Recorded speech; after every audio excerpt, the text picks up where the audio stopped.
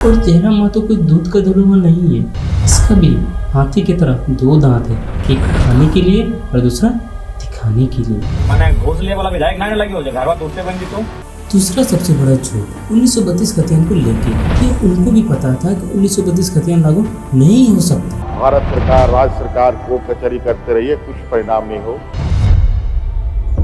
मैं शपथ लेता हूँ। जयराम झारखंड के पहले नेता नहीं, तो झारखंड को बदलने चला। अपना घर परिवार सब त्याग कर एक साया बन जाऊंगा। बस बदलने के नाम पे सबने अपनी मुंसिया गर्म की।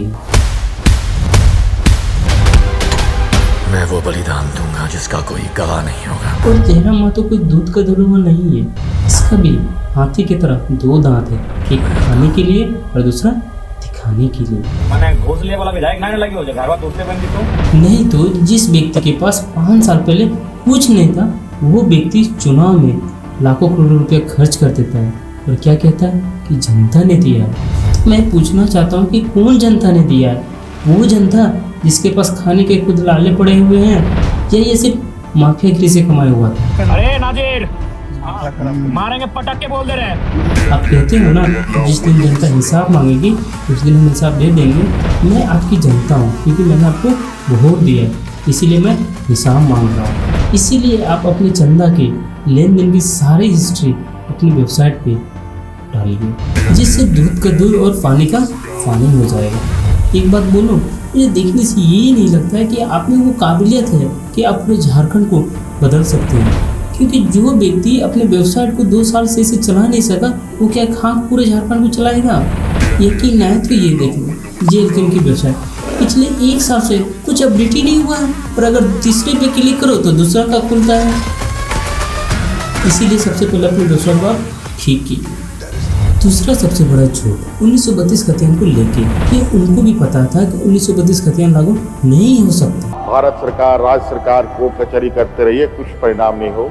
ये जानते हुए भी झारखंड के युवाओं के भविष्य के साथ खिलवाड़ किया जाए। 1932 खतियान आधारित स्थानीय नीति को अनुसूची 9 में सम्मिलित करने के लिए प्रस्ताव को भेजा गया था, तो राज्यपाल के पास से ही ये वापस आया। तो आज खुल के बात ही कर लेते हैं 1932 खतियान का क्या मामला है और ये क्या होता है।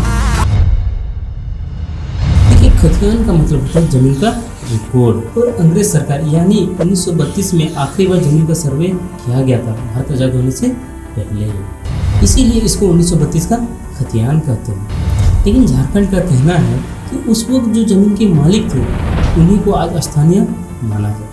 लेकिन समस्या यह है कि भारत आज़ाद हुआ है 1947 में और संविधान बना है 26 जनवरी 1950 को। तो आप ही बताइए कि अगर 1932 खतियान को लागू किया जाए तो संविधान का अनुच्छेद 14 यानी समानता का अधिकार और संविधान का अनुच्छेद 16 सरकारी नौकरी का समान अवसरों का उल्लंघन होता है। इसीलिए पूरे झारखंडियों को मिलकर 2029 तक 1932 खतियान को लेकर एक फुल एंड फाइनल निर्णय लेना होगा।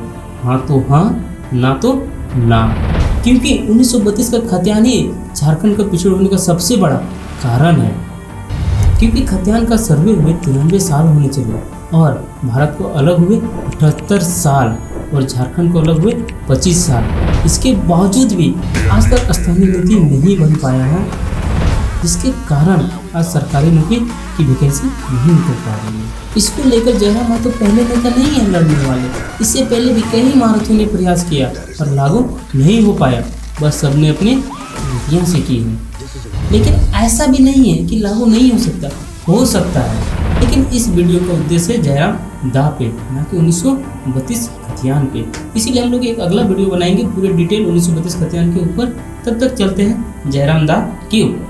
अब देखिए, राजा युद्ध में लड़कर नहीं जीता था, बल्कि सेना लड़कर जीता थी। उसी प्रकार आप पूरे झारखंड को अकेले नहीं बदल सकते। उसके लिए आपको एक बेहतर से बेहतर नेता चुनना होगा अपने पार्टी के लिए।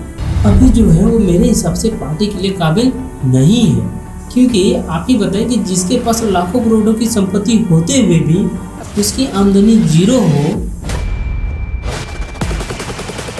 तो क्या खाक झारखंड के भविष्य को बदलेगा? तो खुद की जिंदगी में एन लगे हो। जिस राह पे तुम चल रहे हो बेटा, एक दिन पूरी तरह फंसोगे। इसीलिए आप एक ऐसे नेता को चुनिए जो आपके न होते हुए भी झारखंड का विकास कर सके। अगला है पढ़ाई। अब खुद जानते हैं कि एजुकेशन कितना मायने रखता है सेल्फ डेवलपमेंट के लिए, यानी खुद का विकास और समाज को देखने और सुधारने के लिए। इसके बावजूद आपके पार्टी में 10वीं और 12वीं पास है।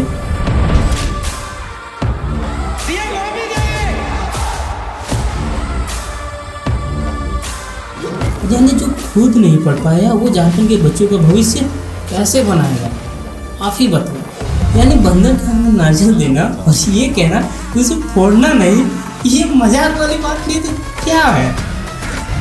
और क्या अंतर रह गया इंडिया और एनडीए की गठबंधन से, जब आप भी उसी तरह करोगे तो। इसीलिए कम से कम एजुकेशन में कम से कम पोस्ट ग्रेजुएशन होनी चाहिए, यानी मास्टर की डिग्री होनी चाहिए, नहीं तो वो अच्छा नेता नहीं है मेरे हिसाब से। बाकी आपकी मर्जी। अब बात करते हैं आखिरी सवाल को कि क्या जयराम महतो 2029 में मुख्यमंत्री बन पाएंगे या नहीं।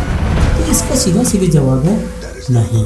सिर्फ सोशल मीडिया में हवाबाजी करने से मुख्यमंत्री नहीं बन पाए, बल्कि वोट रेशियो के हिसाब से बड़े बुजुर्ग और धर्म जाति के लोगों तक जागरूकता पहुंचाना होगा।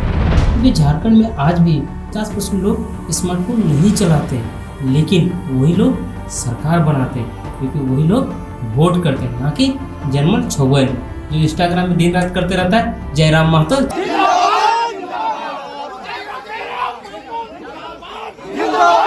और गांव-गांव जाना पड़े या घर घर जाकर दरवाजा खटखटाना पड़े तो खटखटाओ, तभी जाकर कुछ हो सकता है। और ये सब नेक्स्ट इलेक्शन से पहले करना होगा। जय हिंद, जय खुशी